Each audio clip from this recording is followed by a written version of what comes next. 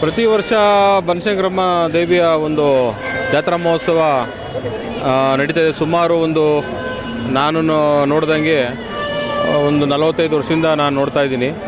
ಭಾಳ ವಿಜೃಂಭಣೆ ನಡೀತಾ ಇದೆ. ಈ ವರ್ಷ ಅದರಲ್ಲೂ ತುಂಬ ಅದ್ಧೂರಿಯಾಗಿ ಮಾಡಿದ್ದಾರೆ.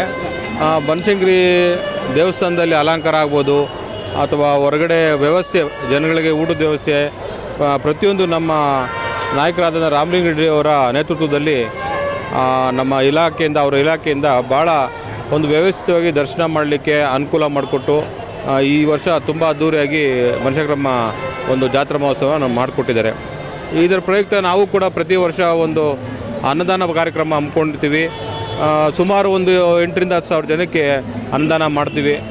ಅಮ್ಮನ ಸೇವೆಯಲ್ಲಿ ಭಾಗಿಯಾಗೋಣ ಅಂಥೇಳಿ ಪ್ರತಿ ವರ್ಷ ನಮ್ಮ ಭಕ್ತಾದಿಗಳಿಗೆ ಅನ್ನ ಸಂತರ್ಪಣೆ ಮಾಡಿ ಪಾನಕ, ನೀರು, ಮಜ್ಜಿಗೆ ಎಲ್ಲನೂ ಒಂದು ವ್ಯವಸ್ಥಿತವಾಗಿ ಇಲ್ಲಿ ನಮ್ಮ ಸ್ವಂತ ಜಾಗದಲ್ಲಿ ನಾವು ಮಾಡ್ತಾ ಬರ್ತಾಯಿದ್ದೀವಿ. ಆ ಅಮ್ಮನ ಸೇವೆ ಮಾಡ್ತಾ ಬರ್ತಾಯಿದ್ದೀವಿ. ಸುಮಾರು ನಾವು ಒಂದು 30 ವರ್ಷದಿಂದ ಮಾಡ್ತಾಯಿದ್ದೀವಿ. ನಾವು ಹುಟ್ಟಿದಾಗಿಂದನೂ ಮಾಡ್ಕೊಂಡು ಬರ್ತಾಯಿದ್ದೀವಿ. ಇದೇ ಜಾಗದಲ್ಲಿ ನಾವು ಹುಟ್ಟು ಬೆಳೆದಾಗಿಂದ ನಾವು ಈ ಜಾಗದಲ್ಲಿ ಅಮ್ಮನ ಸೇವೆ ಮಾಡ್ತಾ ನಿರಂತರವಾಗಿ ಆ ಅಮ್ಮನ ಒಂದು ಸನ್ನಿಧಿಯಲ್ಲಿ ನಾವು ವಾಸ ಮಾಡಿ ಆ ಅಮ್ಮನ ಸೇವೆ ಸಲ್ಲಿಸ್ತಾ ಬಂದಿದ್ದೀವಿ. ಇದೇ ರೀತಿ ಎಲ್ಲ ನಮ್ಮ ಈ ಭಾಗದ ಜನಗಳಿಗೂ ಅಮ್ಮನ ಒಂದು ಆಶೀರ್ವಾದ ಸಿಗಲಿ ಅಂತ ಈ ಸಂದರ್ಭದಲ್ಲಿ ಕೇಳ್ಕೊಳ್ತಾ ಎಲ್ರಿಗೂ ಬನಶಂಕರಮ್ಮ ತಾಯಿ ಒಳ್ಳೇದು ಮಾಡಲಿ ಅಂತ ನಾನು ಕೇಳ್ಕೊಳ್ಳಿ ಇಷ್ಟಪಡ್ತೀನಿ. ಈ ರೀತಿ ಒಂದು ಜಾತ್ರಾ ಮಹೋತ್ಸವ ನಮ್ಮ ಧಾರ್ಮಿಕ ದತ್ತಿಯಿಂದ ಮಾಡೋದ್ರಿಂದ ಜೊತೆಗೆ ನಮ್ಮ ಒಂದು ಧರ್ಮನ ಒಂದು ಮುಂಚೂಣಿಯಲ್ಲಿ ಎತ್ತಿಡ್ದಂಗೆ ಆಗುತ್ತೆ. ನಮ್ಮ ಎಲ್ಲ ಜನಸಂಖ್ಯೆಯೂ ಅಂದರೆ ಇಲ್ಲಿ ಸುಮಾರು ಜನ ಮುಸ್ಲಿಮರು ಕೂಡ ಭಾಗಿಯಾಗಿದ್ದಾರೆ.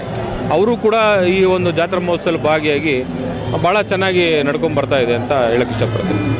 ಐತಿಹಾಸಿಕ ತಾಯಿ ಬನಶಂಕರಿ ಅಮ್ಮನವರ ಇವತ್ತು ಅದ್ಧೂರಿ ರಥೋತ್ಸವ ಇದೆ ಹಾಗೂ ವಿಶೇಷವಾಗಿ ಪೂಜಾ ಕಾರ್ಯಕ್ರಮ ನಡೀತಾ ಇದೆ.